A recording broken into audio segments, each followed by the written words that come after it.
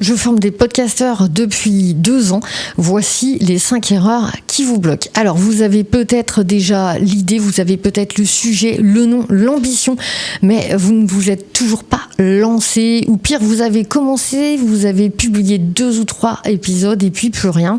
Parce que personne ne vous a dit la vérité sur ce que ça demande vraiment de créer un podcast qui dure, qui grandit et qui, au final, rapporte quelque chose.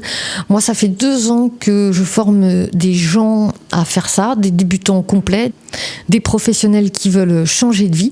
Et dans cette vidéo, je vais vous partager les 5 erreurs que je vois systématiquement, ou pratiquement en tout cas, celles que j'aurais aimé que quelqu'un me dise avant de démarrer. Et à la fin, je vous montre comment éviter chacune d'elles concrètement avec les bons outils. Je vous donnerai les applications à utiliser. Pour ceux qui ne me connaissent pas ou pour ceux qui me redécouvrent, je suis Sandrine, journaliste, podcasteuse et fondatrice de Podcast & Co. Depuis 2 ans, j'accompagne des personnes qui veulent créer leur podcast, que vous soyez complètement débutant ou que vous ayez déjà quelques bases et que vous vouliez passer au niveau supérieur. J'ai travaillé en radio, j'ai interviewé des dizaines, des centaines de personnes et j'ai surtout appris ce qui fait qu'un podcast reste dans les oreilles de son auditeur ou qu'il disparaît au bout de 3 épisodes. Cette chaîne, c'est l'endroit où je partage tout ça sans filtre, sans jargon inutile. Alors, si c'est votre premier passage ici, eh bien, abonnez-vous. On va se retrouver souvent. Et puis, mettez un petit pouce si le contenu vous plaît. Allez, on rentre dans le vif du sujet, les 5 erreurs que je vois le plus fréquemment. L'erreur numéro 1, attendre d'être prêt. Il n'y a pas de bon moment, il n'y aura jamais de bon moment, à vrai dire, pour se lancer. Le perfectionnisme est l'ennemi numéro 1 du podcasteur débutant. J'ai vu des gens passer 6 mois à réfléchir à leur concept ou tout simplement même rien qu'au nom de leur podcast, voire à la vignette avant de publier un seul épisode. La vérité, votre premier épisode sera moyen et c'est normal. Le meilleur podcast du monde, c'est celui qui existe, dites-vous-le finalement. Donc l'idée, c'est vraiment de vous montrer que vous pouvez vous lancer aujourd'hui. L'erreur numéro 2, négliger le son. En effet, on peut pardonner une image un petit peu moyenne, on ne pardonnera pas un mauvais son. En effet, il faut qu'on vous comprenne très bien et il faut que vous soyez audible à l'écoute sur les téléphones sans avoir à passer nécessairement par des enceintes. Si vos auditeurs doivent faire des efforts pour vous entendre ou monter le son, ils partent, c'est simple, c'est comme ça. Ça ne veut pas dire investir 500 € dès le départ dans du matériel, ça veut dire connaître les 3 règles de base de l'acoustique et choisir le bon micro d'entrée de gamme qui va vous permettre d'avoir une qualité sonore optimale en rapport avec ce que vous voulez faire. On verra d'ailleurs les outils tout à l'heure, restez jusqu'au bout si ça vous intéresse. Je vous donnerai également les bonnes applis à utiliser pour enregistrer, héberger et diffuser. L'erreur numéro 3, ne pas avoir de concept clair. Mon podcast, c'est sur la vie, la société, les voyages, le business. Cette phrase, je l'entends tout le temps. Elle n'a pas vraiment de sens. C'est trop fourre-tout. Quand vous parlez à tout ce monde-là, finalement, vous ne parlez à personne et ce n'est pas comme ça que vous allez créer votre auditorat. Un bon podcast, c'est une promesse claire. Pour qui, pourquoi, avec quel angle, un angle unique qui va faire de votre podcast qu'on va aller l'écouter, il va faire vibrer les gens parce que derrière cet angle et cette unicité, il va y avoir votre authenticité qui va faire vibrer certaines personnes et c'est ce qu'on appelle donc le concept avec angle et c'est ça la base de tout. Sans ça, vous pouvez avoir le meilleur micro du monde, personne ne vous écoutera 2 fois a priori. L'erreur numéro 4, c'est ignorer la distribution. Beaucoup de gens publient sur une seule plateforme ou pire, ils ne savent pas comment fonctionne la distribution. Un podcast qui n'est pas sur Spotify, Apple Podcasts, Deezer et Amazon Music en même temps, c'est un podcast que la moitié de vos auditeurs potentiels ne trouvera jamais. Donc n'hésitez pas à diffuser au maximum. C'est assez simple de faire ça grâce à certaines plateformes qui vous donnent la possibilité, une fois votre podcast hébergé et vos épisodes enregistrés, eh bien de pouvoir diffuser sur de nombreuses plateformes en même temps. Et je vous dis ça dans un instant. Donc, la bonne nouvelle également, c'est que diffuser sur toutes ces plateformes en même temps, c'est gratuit, ça prend peu de temps, 10 minutes une fois qu'on sait comment faire, et une fois que vous avez le concept de votre podcast qui est enregistré, eh bien vous n'avez plus qu'à rajouter des épisodes avec quelques petites modifications qui sont évidemment l'épisode, un petit quelque chose sur la vignette, une petite optimisation au niveau de la description, et c'est tout. Vous êtes à 3 clics de lancer votre deuxième épisode du podcast sur toutes ces plateformes en même temps, Spotify, Apple Podcasts, Deezer, Amazon Music et de nombreux autres encore. La méthode en 3 étapes pour pouvoir vous lancer aujourd'hui. Donc voilà ce qu'il faut faire. En tout cas, au moins pour bien démarrer, eh bien, il faut donc définir son concept avec un angle. Avant d'acheter un micro, avant de passer du temps à choisir un nom pour votre podcast, eh bien, définissez votre angle. Alors évidemment, j'imagine que vous avez une thématique. À partir de là, vous choisissez un angle. L'angle, c'est ce qui va vous rendre unique. Donc pas juste, par exemple, un énième podcast sur l'entrepreneuriat, mais un podcast comment les mères solo financent leur reconversion professionnelle, par exemple. Posez-vous ces 3 questions peut-être pour vous aider à définir votre angle. Pour qui vous faites ce podcast? Quelle va être votre cible? Quels sont les gens que vous avez envie qui vous écoutent? Ensuite, demandez-vous quel problème je résous, c'est-à-dire qu'est-ce que j'apporte aux gens, quelle valeur je donne à mes auditeurs, et enfin pourquoi moi et pas quelqu'un d'autre, pourquoi ils vont m'écouter moi, qu'est-ce qui fait ma différence, voilà, qu'est-ce qui est différenciant, c'est tout. Et avec ça, vous êtes capable de produire un bon podcast, vous avez votre concept. L'étape numéro 2, c'est le setup technique minimum viable. Vous n'avez pas besoin d'un studio d'enregistrement, le setup c'est moins de 100 €. Alors ce qu'il vous faut au minimum, c'est un micro USB filaire à 50-80 € que vous allez pouvoir brancher sur votre PC, un casque basique à minima pour pouvoir monitorer, et une pièce avec des rideaux ou de la moquette pour éviter la réverbération sonore.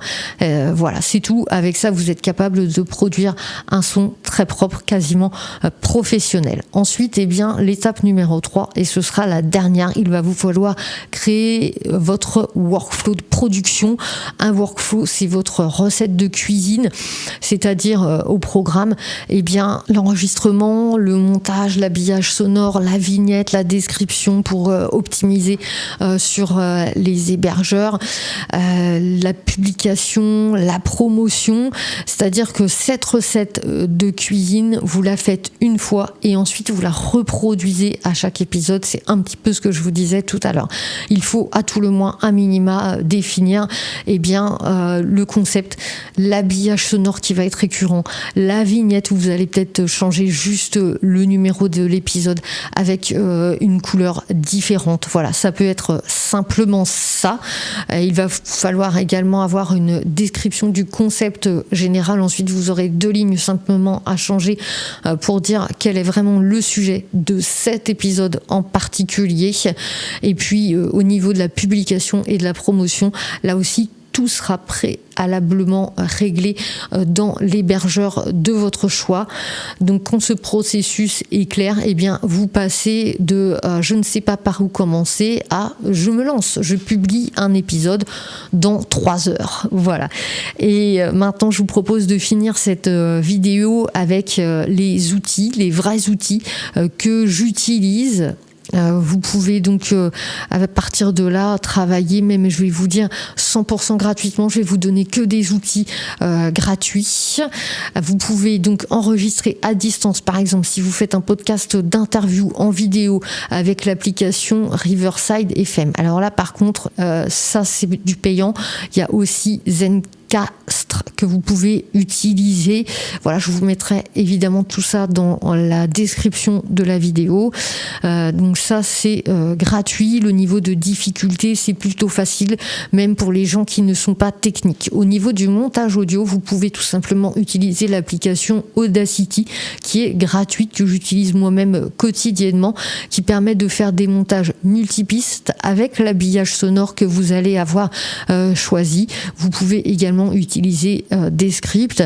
Donc on va de gratuit à 24 € par mois, et là le niveau de difficulté est moyen, mais sachez que vous pouvez trouver très simplement des tutos sur YouTube qui vous montreront comment utiliser Audacity, et honnêtement vous pouvez très très rapidement prendre la main dessus pour faire des choses simples mais propres et professionnelles en vraiment quelques dizaines de minutes.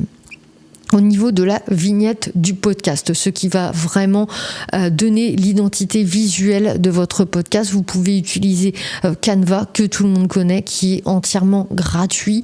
Vous pouvez bien sûr avoir une version payante qui va vous permettre d'avoir accès à certains templates supplémentaires, mais avec le gratuit, vous avez déjà de quoi faire. Donc il y a des templates qui sont déjà tout prêts pour ceux qui ne connaissent pas.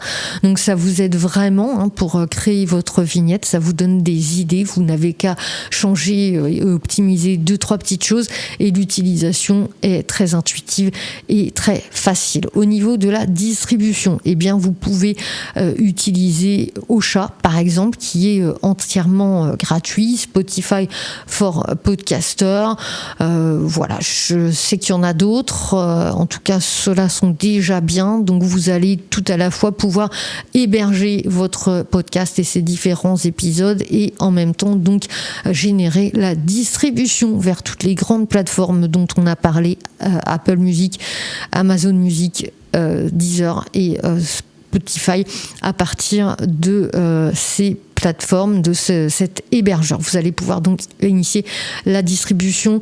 Vous avez là aussi un forfait de base qui est 100% gratuit. Au niveau de la difficulté technique, c'est plutôt facile, donc accessible à toutes les personnes, même qui ne sont pas techniques. Concernant l'habillage sonore, pour finir, eh bien vous pouvez le trouver gratuitement avec des musiques exploitables, voire même exploitables commercialement, avec de la modification possible sur Pixabay ou Freesound. C'est entièrement gratuit. Ces musiques sont souvent sous licence Creative Commons. Vous pouvez donc souvent les couper, les modifier et les utiliser librement, à partir du moment où très souvent vous citez l'auteur, interprète, compositeur. Au niveau de la difficulté technique, c'est là extrêmement facile. Donc chacun de ces outils, je les ai utilisés à de nombreuses reprises.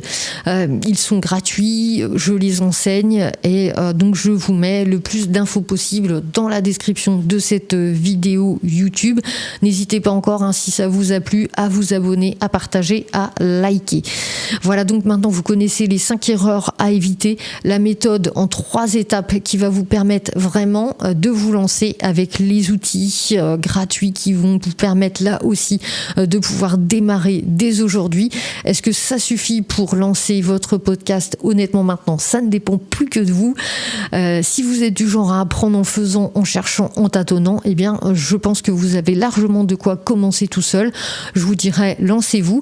Mais si vous voulez aller plus vite, si vous voulez éviter les mois de galère à comprendre comment fonctionne telle ou telle chose, tout ce que moi j'ai pu perdre comme temps à comprendre comment telle et telle chose fonctionnait, si vous voulez, eh bien, on peut travailler ensemble, pas à pas, du concept à la mise en ligne, avec le montage, l'habillage sonore, la vignette sur Canva qui va bien, et la distribution bien sûr sur toutes les plateformes. J'ai une formation complète qui s'appelle l'atelier. Elle s'adresse aussi bien aux débutants zéro technique qu'aux personnes qui ont déjà des bases et qui veulent créer une vraie audience. Je mets le lien en description. Je vous laisse regarder. Vous pourrez, si vous voulez, également prendre rendez-vous avec moi et que nous échangions entièrement gratuitement et sans engagement sur votre projet. Et si vous avez des questions, les commentaires sont ouverts. Sachez que je lis tout et j'y réponds. À très vite sur cette chaîne. Et si vous connaissez quelqu'un qui a envie de lancer aujourd'hui son podcast, merci de partager cette vidéo. C'est le meilleur cadeau que vous puissiez les faire. À bientôt.